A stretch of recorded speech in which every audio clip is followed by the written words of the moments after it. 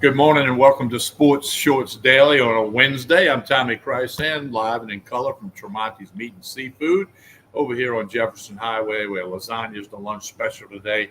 Everything you need for all your tailgating party packages, small group, large group, it doesn't matter. And as always, we are brought to you by the LeBears Casino and Hotel in Baton Rouge. So check them out with the Barstool Sportsbook, where we'll be for radio Saturday morning. Make all your bets, and of course, the Edge Lounge with the live entertainment at the Barstool Sportsbook. Co-hosting with me today, longtime friend and colleague Charles Hannagriff. Charles, good morning. How are you? Hey, good morning, TK. All right, good to hear. Last week I got together with some Rougarou baseball, but that'll be next summer. But now it's all about football, and wanted to dive right into the LSU Tigers, 4-2 overall, 3-1 in conference play, hosting the Auburn Tigers this week. What's your halfway read on this LSU football team? Probably not very unique. Really good offense, not a very good defense. But when you have elite quarterback play, it always gives you a chance. And they've got elite quarterback play. It's no longer just really good quarterback play. You have a quarterback that has more yards than anybody in the country. He's a true dual threat. And now we've seen him not just make plays with his arm and with his legs, but we've seen him play through injury. We've seen him make plays at the tightest part of the games when LSU absolutely had to have it. I think the offensive line has gotten immeasurably better since the beginning of the season through some competition.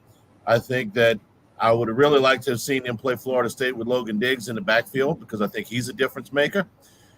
And, I think you've got another wide receiver in Brian Thomas who's made a move alongside of Malik Neighbors, who was an elite player at the beginning of the season, to be a true second threat. So that side of the ball is fine. The defensive side of the ball has got a lot of room for improvement. And the question is, what can you fix and what can't you fix? So I think what can be fixed, they are in the process of fixing, which is some of their problems up front. I think they can apply more pressure. I think bringing in Pete Jenkins was a good move. It's going to help. I mean, if he didn't do anything other than move him up to play on the line of scrimmage, that would be an improvement. And you are what you are in the secondary. That's not going to improve. I shouldn't say that. It's not going to improve leaps and bounds. In other words, they don't have a secondary version of Pete Jenkins to come in, nor are there any personnel moves that are obvious that we can see. They got a guy coming back from injury or an emerging freshman. You're just going to have to do the best you can back there, and it's probably going to involve playing a lot of zone defense. So you're going to have to win games like you did Saturday with high-scoring affairs, and it wouldn't hurt my feelings any if they could get a little something out of the return game on special teams. But it's a flawed team, but a dangerous team. They could beat anybody on a weekend, and there's 4 games left on the schedule that I think that they could lose. Well, another thing about Jaden Daniels, I think he's proven he's a pretty tough dude. I mean, yes, he's been around Arizona State, LSU. He's taken a lot of snaps in college football, and a tough guy, which that sends a little message to the rest of the huddle and to the bench, like, hey, I'm out here taking shots. Maybe he could not run straight up a few less times. And that's a leadership quality that you want to have. How come he's not in the conversation for the Heisman Trophy? I mean, every now and then you'll hear his name, but he's not in that top bunch of guys that keep getting mentioned. I think he's not in that conversation because LSU's lost 2 games, and that's not necessarily fair, but it's just the nature of the award. Also that, LSU's got some really big games coming up. The Heisman Trophy, as you know, is won in November. The number of Heisman trophies that have been handed out in September and October is 0, but we try to, right? Every year we do this. And every year the Heisman Trophy is won by games late. Joe Burrow won the Heisman Trophy in Tuscaloosa. I'll go to my grave thinking that. And Leonard Fournette lost the Heisman in Tuscaloosa. And if Jaden Daniels is going to get in the conversation really seriously for the Heisman Trophy, he's going to do it in Tuscaloosa. History repeats itself, TK. But if I will say this, if LSU had beaten either Florida State or Ole Miss, then Jaden Daniels would be getting talked about a lot more than he is. All right, I got a question that somebody that last night knew you were going to do the show with me today and wanted me to ask you. At this point, as we sit here, October the 11th, most teams have 6 games in the books. Who do you think is the front runner to win the national championship? The best team that I have seen so far is the Washington Huskies. I think they've got an elite quarterback. As good as Daniels has been, Michael Penix is actually averaging 5 yards a game more than him. He's another transfer that started at a smaller school that is now operating with better. He was at Indiana and is now operating with better personnel. I think they've got DeBoer is a terrific young coach. For all of the mistakes we've seen coaches make, time management, just basic strategy. Watch the Washington Huskies play. They're pretty clean. It's not an elite defense, but it's an above average defense, and it's an elite offense, and it's a great quarterback. Like going back to what I said at the beginning of the season, of the session, if you got an elite quarterback, you got a good chance. Now, I may look like an idiot a week from now, Tommy, because they play Oregon this week, and they could lose. Okay, that's going to be a great game. I think that's one of the best games on the schedule in all of college football this year. But if you're asking me who I've seen that's looked the best, I would tell you the Washington Huskies. All right, now, Georgia Bulldogs, 2-time reigning champs. And I'm that old school guy that believes if you win the national championship, you go into the next season ranked number 1, and you stay there unless you lose. I mean, if you win every game by 1 point, that's just my old school opinion. And, of course, they did separate from Kentucky last week. I don't think you can count Georgia out. Do you think Alabama fits in the picture if they get things together? They could. They're getting better. Possibly? Yeah. They're getting better. If you watch them defensively against Texas and then you watch them defensively against Texas A&M, pretty big difference. Now, I understand that Texas is playing with a better quarterback and better offensive personnel, but Alabama's starting to look defensively a lot more like Alabama usually looks defensively. Now, they are not going to be the precision passing game that you saw under Tua or under Mac Jones or under Bryce Young. But what Jalen Milroe gives them is the ability to throw the ball deep, and it opens things up for him as a runner. They don't have as good an offensive line as they usually do, and they don't have the number of receivers. I think Burton is very good, but they don't have the number of receivers that they usually do. But they're dangerous, and the guy on the sideline has been there before, and he usually knows what to fix. So, yes, they're very much still in the conversation. We're visiting with Charles Hannegriff here on Sports Shorts Daily. Like and share this video. We always ask you to do that. And Charles, let's shift gears. The New Orleans Saints, you've been known to be in the Superdome for a Saints game or two over the years. They're sitting at 3-2, half game out of first place. We all know if you win your division in the NFL, you go to the playoffs, no matter how many wins you got. But your read after 5 games on the New Orleans Saints? They're okay. They're not good. They're not bad. They're okay. I should say they're another flawed team. Okay, like LSU, they're a one-dimensional team. It's a very good defense. It's a top 10 defense in the NFL. It's got veterans. It's got young players. It's got the ability to cause turnovers. It's got everything that you want. But offensively, something's missing, and I don't think that it's a lack of talent. You've got a proven quarterback. You've got a proven running back that you just got back. You've got proven receivers. And so I watched an underachieving offensive line. Trevor Penning has, taken a lot of heat, but it's not just him. It's been all of them. They got better last week against New England. New England may be the worst team in football right now. So they're okay, Tommy. They're playing a schedule that gives them a chance. They're playing in a division that gives them a chance.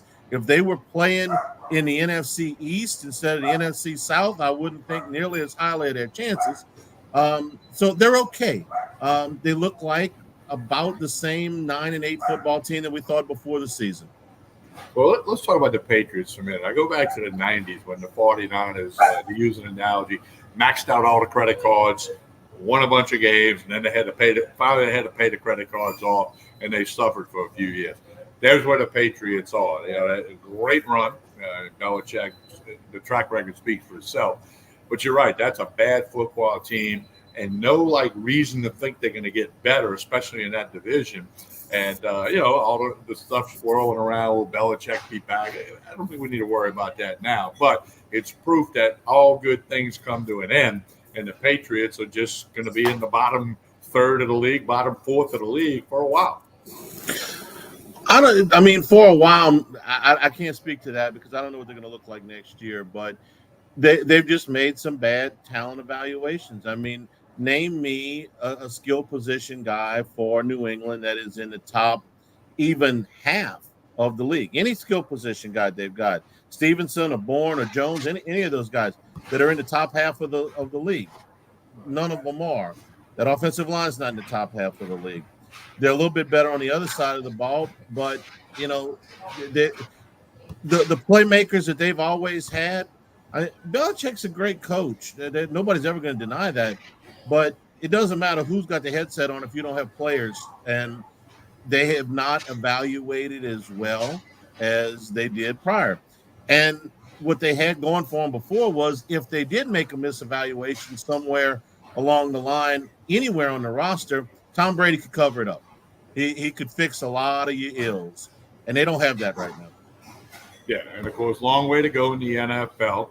The Saints will be playing at the Texans this week. Chance to get a win before coming home for a Thursday night contest. Short week, so I agree with you. The Saints are flawed, but every now and then you see a few good things.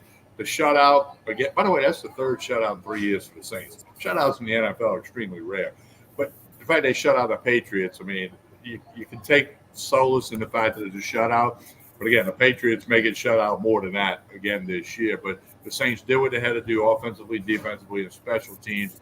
And I think they got a chance to keep that up against the Texans, who, they're coming on a little bit. A lot of young guys, but Saints need to find a way to get that win. It's going to be a tough game. Go back and look at the Texans' last 3 drafts. Okay, C.J. Stroud, I love. I liked him at the draft last year. I said this is not hindsight. I said it before draft. You give me a choice of the quarterbacks, that's the guy I want. But go look at their last 3 drafts and the production that they are getting out of those last 3 drafts. Really, really strong. I think DeMeco Ryans is off to a terrific start as a first-time head coach. You haven't seen some of the gaffes that even more experienced coaches have made through the first 5 games. They're not perfect, but, man, that's a tough football team, and they got a good young quarterback, and you're going on the road. Texans get my vote as, probably one of, if not the most surprising team in the NFL so far, because if I was doing rankings 1 to 32, I'd probably have the Texans right square in the middle, and at the beginning of the season, you would have probably had them close to the bottom. Yeah, and they're 2-3, so, they're still, they got a long way to go, and we all know the NFL, it's a marathon, not a sprint. So we'll see how the Saints are able to do. Charles, Major League Baseball playoffs, 3 games today. There's been a lot of interesting storylines. Of course, Aaron Nola will throw for the Phillies today. That's a 4:00 game as the Braves made that unbelievable comeback the other night. I've probably been paying a little more attention to the baseball than you, but it's certainly, you got to love postseason baseball when every pitch matters. I love the last play of the Braves-Phillies game. That's one you don't see every day. An 8-5-3 double play to end the ball game. And it was a great defensive play, not only by the outfielder, but by the third baseman.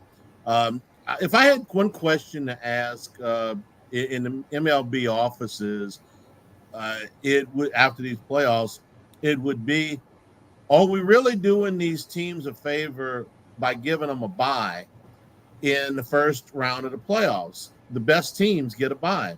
Well, that it decreases your liability as far as another game you could lose, another series you could lose. But, man, didn't they all seem to have lost their momentum? And you play the game, Tommy. If you don't play every day, you can get stale. You can get rusty. You can go through a little mini slump. And I would ask that question. I wasn't exactly for the playoffs being expanded this far in the first place.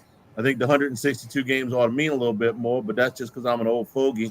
So I would ask that question. It's like, did we do the Dodgers and the Braves any favors? Did we do the Orioles any favors by giving them a week off? Because both of those favorites Sure looked like they had to work some kinks out when they got back, and you don't have a lot of time. Well, it's an age-old argument. I mean, you want them a couple of days off to heal up a couple of aches and pains and bumps and bruises, or do you want to keep playing, which is basically what you've been doing since spring training? 2 days. And, I want 2 days. I want yeah. 2 days, not 7. Yeah. So I mean, and then hitting's all about timing. Pitching's all about altering that timing, and it's a little easier to alter that timing when it's not there. Because I don't care what you say, you can take batting practice, all that stuff. They always said this: the biggest difference in batting practice is they want you to hit the ball. When it's not batting practice, they don't want you to hit the ball. So that's a big difference, okay? Especially at that level, all right? Youth baseball, a little different story, but at that level. So, that's an age-old argument, and it kind of goes back to, I don't care what you say about me, just say something. So baseball's getting talked about at a time when college football and the NFL is just roaring, and it's their time of the year. And the baseball for guys like me and some others is still pretty important. So we'll see how that goes and see if there's any discussion about that in the offseason. It's a 50-50 thing. Of course, if the Dodgers and the Braves would have swept, then it'd been like, oh, that break was beneficial, So right. It's almost like a hindsight kind of observation. Hey, Charles, before you get out of here, tell folks how they can keep up with remind them how they can keep up with everything you're doing. Well, we do live at lunch every day on ESPN Baton Rouge, 104.5 and 104.9. Jimmy and I, we move around from restaurant to restaurant over the course of the week. That's from 11 to 1 weekdays. And, of course, Eagle Game Day, pre- and post-game. Richard Dixon, former Tiger, is with me on those shows. And we do a podcast, Richard and I, on Mondays, where he goes back and looks at all of the minutia of the film, and we do a long breakdown on Mondays. You can get that at 1045ESPN.com under the podcast section. So we're staying busy. I hear you. Football Sunday with Jimmy from 10 to noon on Sunday morning. So we're staying busy. Okay, sounds great, Charles. Appreciate your time as always, and we'll visit again soon. Thank you, TK. All right, I want to remind you folks to check out Tremonti's Meat and Seafood right here on Jefferson Highway in Baton Rouge. Got all the wine behind me, the whiskey, the bourbon, the vodka, the gin, the rum, scotch, everything you need for this coming weekend. Tailgate party packages, they got them here at Tremonti's. Small group, large group. Get some ribeye rolls, get some shrimp rolls, Chairman's Reserve meat, 20 different flavors of sausage. You find something you like to throw on that grill. Whether you're tailgating for that high school game, LSU, you're having people to the house, you got to bring something to the house you're going to. Tremonti's can take care of you. And as I mentioned, the lunch special today is lasagna. Lunch special tomorrow is jambalaya. And, of course, Friday morning we'll be back for another episode of Sports Shorts Daily at 9:30. Don't forget Sports Shorts Radio this Saturday morning, 10 a.m. to 12 noon, 104.5 ESPN Baton Rouge. We'll be live and in color from the Barstool Sportsbook. Hunter McCann, Derek Beckwith, Ronnie Rance, and myself will have it all for you this Saturday morning. And don't forget, as always, we're sponsored by the Laveras Casino and Hotel in Baton Rouge, the Barstool Sportsbook, the Edge Lounge with the live entertainment on Thursday, Friday, Saturdays. That's in the back of the casino floor to the left. You can check out the Edge Lounge. We want you to do that as well. As we always say, like and share this video. Ronnie Rance away. I don't know what golf course he's playing or what Formula One race he's attending. I don't know what he's got going on. And he won't be here Friday. I'll have a co-host with me on Friday. So like and share this video. It's very important. We ask you to do that. And appreciate you tuning in. And do stop by Tremonti's Meat and Seafood, Jefferson Highway in Baton Rouge, right down the street from Parkview Baptist Church and School. You'll be glad you did. Have a good day, everyone.